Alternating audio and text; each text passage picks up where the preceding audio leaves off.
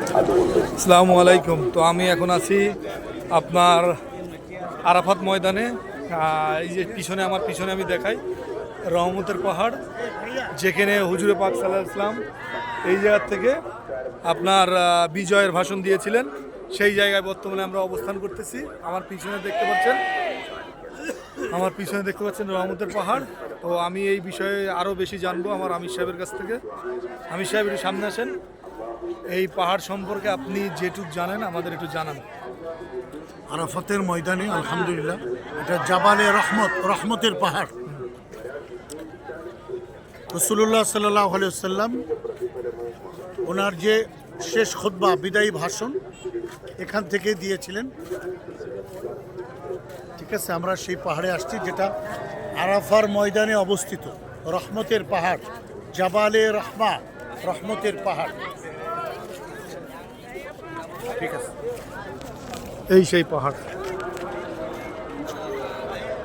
সেই পাহাড় যেখানে রাসূলুল্লাহ সাল্লাল্লাহু আলাইহি ওয়াসাল্লাম বিজয়ের ভাষণ দিয়েছিলেন। আপনারা শুনতে পেলেন আমার আমির সাহেবের মাধ্যমেই আমি শোনালাম।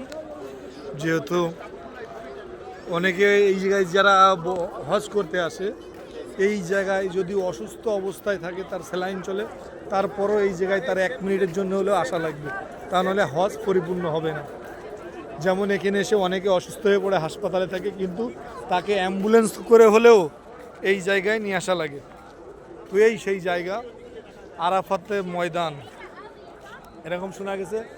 আরাফাতের ময়দানে, এই যে আরাফাতের ময়দানে এই যে রহমতের পাহাড়, আমার পিছনে যেটা দেখতে পাচ্ছেন রহমতের পাহাড়।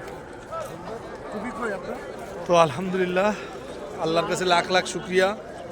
আমার বন্ধু হুরায়রা কাফেলা নিয়ে আসছে।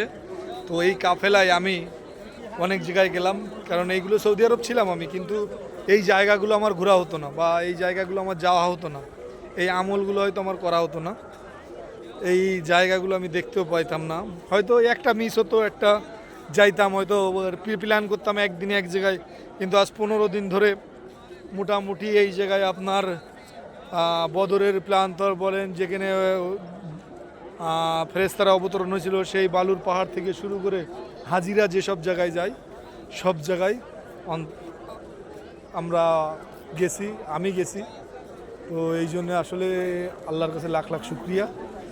আর আপনাদের দেখাই লাস্ট এই যে সেই জায়গা,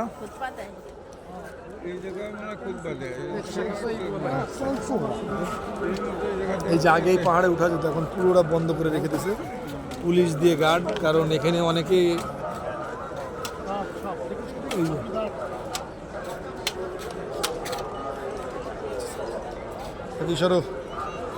যে ওই যে পুলিশ দেওয়া রয়েছে, যাতে এর মধ্যে কেউ না উঠতে পারে। আগে এখানে উঠতো, এখন উঠাটা নিষিদ্ধ করে দিয়েছে। ওই জায়গা আছে হুজুর পাক সাল্লাল্লাহু আলাইহি ওয়াসাল্লাম বিদায়ের ভাষণ দিয়েছিলেন।